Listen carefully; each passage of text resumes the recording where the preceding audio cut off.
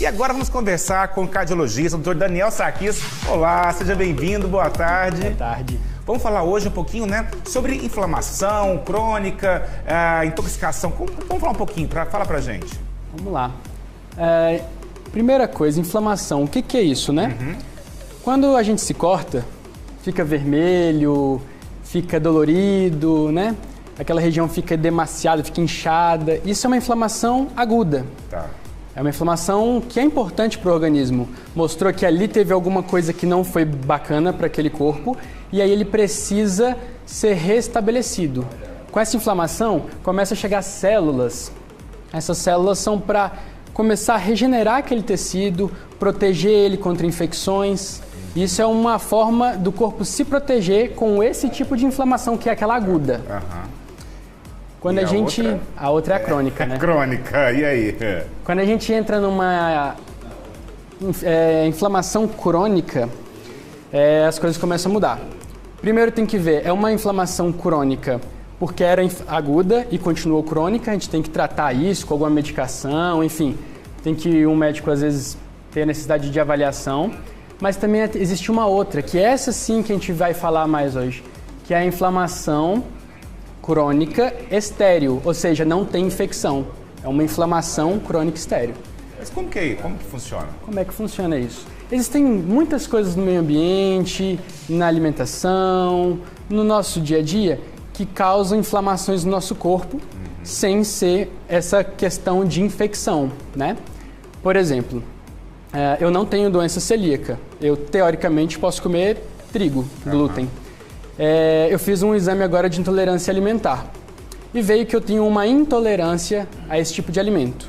Quer dizer, então, que se eu comer, eu vou fechar a garganta, não vou respirar? Não tem nada a ver com isso. Mas meu corpo se mantém em um nível mais alto de inflamação quando eu utilizo esse tipo de alimento. Usando esse tipo de alimento, eu mantendo inflamação no corpo, eu faço com que esse corpo fique de uma forma toda hora na defensiva.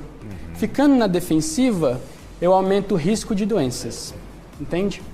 Só para você entender um pouquinho mais, Dedes, vamos pegar infarto, que é uma coisa tão assustadora, né, para algumas pessoas. Tem medo e é um monstro. É a minha formação em cardiologia e o pai do infarto, aquele que descobriu o infarto, foi mais ou menos assim. Uma pessoa morreu e ele foi avaliar o que tinha acontecido naquele corpo. E aí foi visto no coração e ele não sabia o que era aquilo porque era uma doença nova para a época. E aí ele falou o seguinte: eu não sei o que é, mas eu sei que é uma grande inflamação. Então, o infarto é uma grande inflamação. Várias doenças se iniciam através de inflamações crônicas. O diabetes, uma inflamação crônica, levou a chegar nesse patamar, entende? Um câncer é uma inflamação que por algum tempo, por alguns anos, se manteve inflamado aquele corpo. Então, nós mantermos o nosso corpo o mais desinflamado possível é uma forma de prevenção de doenças. Mas então, como evitar? E como você diagnosticar que você está tendo realmente uma inflamação? Às vezes você não tem sinais disso, assim, aparentes, mostrando ali para você mesmo. Legal. Primeiro ponto. Clinicamente, você está disposto, você está muito cansado, tem uma gordura visceral, ou seja, aquela barriga muito com gordura mais arredondada, outro ponto de inflamação. O rosto muito arredondado, outro ponto de inflamação. Esses são alguns pontos que a gente consegue ver de uma forma mais visual, né? Vamos falar assim. Existem outros valores que a gente pode avaliar pelo exame de sangue, né? Então, a gente tem alguns marcadores que a gente dosa no sangue, que eles são marcadores inflamatórios. E aí você perguntou, né, como é que é essa questão para descobrir. Essa descoberta, realmente, a gente vai ter que procurar um profissional para poder avaliar esses pontos dessa tal inflamação. Tá, vamos lá, tem uma pessoa na linha. Alô, Priscila? Oi, boa tarde. Boa tarde, tudo bem? Tudo bem, e você? Tudo jóia. Tá falando de qual cidade? Araxá. Araxá, um grande beijo, abraço para todo mundo aí. Obrigado aí pela audiência, tá? A audiência aqui tá 1000, viu? Não, com certeza, sempre chegando mensagem de Araxá. Um grande abraço para todo mundo aí. Eu quero ir passear logo em breve aí. Vem fazer uma visita pra gente. Não, com certeza. Vamos lá, tem uma pergunta? Tenho sim. Vai lá. Então, boa tarde, doutor Daniel, tudo bem? Boa tarde, Priscila. Eu tô com uma dúvida. Eu tomo vários medicamentos, sabe? E eu queria saber se, por esse motivo, eu tenho mais tendência a ter algum tipo de inflamação ou até mesmo câncer. Tá. Então, Priscila, é o seguinte. Esses medicamentos foram prescritos por um profissional, por uma pessoa que sabe de fato o que ela está prescrevendo? Esse é o primeiro ponto chave, né? A automedicação tem esse risco. O que eu vejo muitas vezes no consultório, uma das perguntas que eu faço, quais são as medicações que o paciente está tomando, e muitas vezes eles falam as medicações e no meio da conversa, daqui meia hora de conversa, daqui 40 minutos, ele fala assim, eu também tomo omeprazol. Aí eu falei assim, mas você não tinha me falado? Ele, não, porque isso não é medicamento, né? Só eu tomo porque eu tenho um pouco de gastrite, né? Eu tenho um pouco de azia. Isso é uma automedicação. O omeprazol tem profissional para prescrever, ele tem que avaliar a real necessidade, se esse é o foco. Mas só para você ter uma noção, esses prazóis, né? Que são esses medicamentos para proteção do estômago, existem artigos hoje que mostram que eles aumentam o risco de câncer, por exemplo. Estou falando esse exemplo porque você comentou se aumenta o risco de câncer. Esse é um dos medicamentos que a gente tem que tomar um certo cuidado nesse sentido.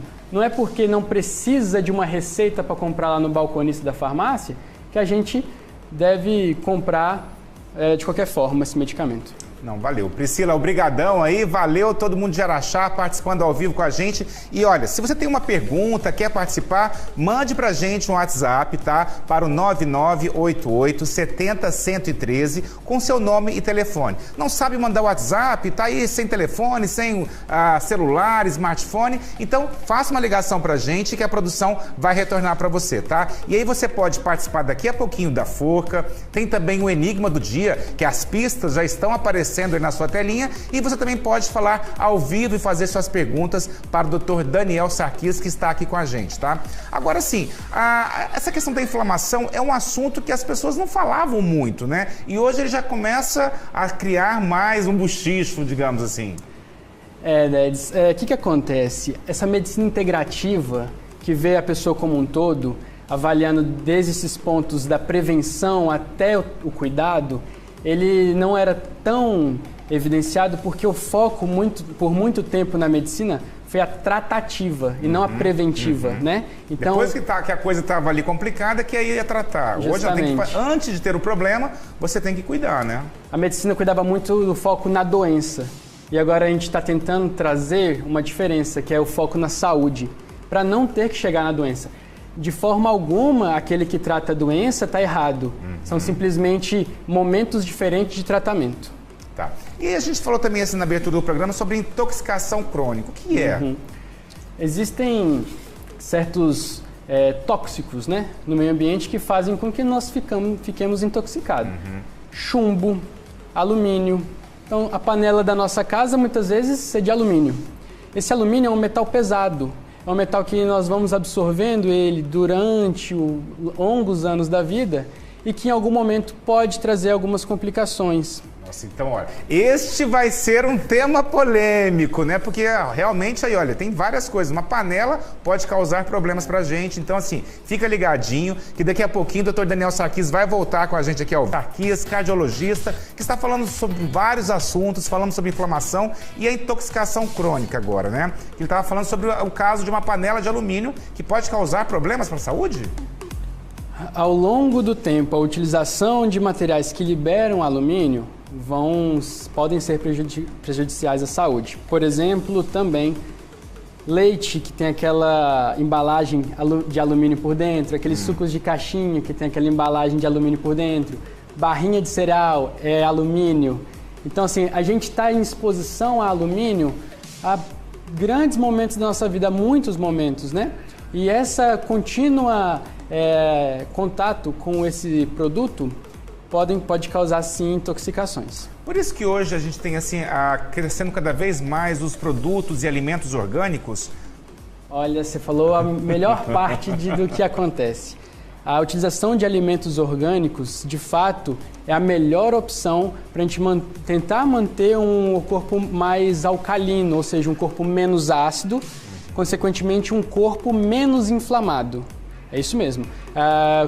Acaba que a gente utiliza muito também, além do alumínio, chumbo, a gente usa flúor, e tudo isso, ao longo dos anos, pode sim causar, por exemplo, o câncer que a gente tinha conversado. Mas aí, por exemplo, hoje em dia a gente vive a fase da industrialização, com vários alimentos, tudo em latinha, enlatados. Como a gente fugir disso? Esse é o grande desafio, né? Mas o que a gente vê é que muitas empresas que foram grandes ganhadoras, que tiveram grandes lucros por muitos anos, esses últimos anos a rentabilidade delas caíram muito, porque inicia uma consciência justamente desses fatores. Várias marcas estão tendo que reformular suas fórmulas justamente por isso, diminuindo o sódio, diminuindo a embalagem, mudando inclusive nessas embalagens, alterando alguns produtos para um produto orgânico, justamente porque está sendo visto a necessidade. É claro que essas empresas, infelizmente, não focam só na área de saúde e doença, elas focam em lucros, né? Só que, como hoje a população anseia por alimentos saudáveis, é uma forma também de lucrar utilizando esse tipo de produto. Tem uma pessoa que mandou uma pergunta aqui, que mandou várias vezes para a gente de Uberaba, e a gente vai responder para você agora, tá? É o Antônio. Tenho problema de tireoide e tenho tendência para engordar, preciso sempre fazer regime, o que eu devo fazer? Se tem problema de tireoide e está com problema de engordar, não sei se ele tem hipotireoidismo no caso aí. Caso tenha, tem que ser tratado. Existem medidas que são, sem ser o medicamento, que auxiliam. Na forca foi falado amêndoa, né? As castanhas são bons produtos para diminuir essas inflamações. Pro caso da tireoide, zinco, selênio, magnésio são minerais importantes para a produção do hormônio tiroidiano. É claro que além desses minerais, existe muitas vezes a necessidade de usar hormônios tiroidianos para essa melhora. Além disso, a questão da ingestão de iodo. Será que a ingestão de iodo dele é adequada ou não? Será que porque tem muito essa questão, Dedes. O pessoal acha que sal é o vilão, que é para comer zero sal. Não é bem assim. O sal existe uma quantidade necessária no organismo, tá? Então existe uma média aí de 5 gramas por dia de sal. Não é que você tem que gastar 5 sachêzinhos daquele, porque muitos alimentos já têm o sal embutido. E aí é onde que a gente tem que tomar cuidado. Então as pessoas, assim, tem que ter um equilíbrio, né, doutora? Assim, não adianta falar assim, olha, o sal é o grande vilão agora, vou deixar de comer. Não, precisa também no organismo, senão não existiria aí, né? Justamente. Existiu uma época, inclusive no Brasil, que muitas pessoas estavam ficando com aquele pescoço grandão, chamado bócio. E aí houveram mudanças na legislação, a necessidade de colocar iodo dentro do sal. Por isso que quando a gente compra sal, vem assim, sal iodado. É justamente por isso, porque a gente precisa de iodo no nosso organismo. Sal é importante. Tá joia. Então, muito obrigado, valeu pela participação, tá certo? E você de casa, fique ligadinho que o Dr. Daniel vai voltar com a gente aqui, tá? Outros dias para responder as dúvidas, as perguntas. Obrigado aí pela participação e seja sempre bem-vindo aqui com a gente, tá? Valeu. E agora é o seguinte, vamos para aquele nosso momento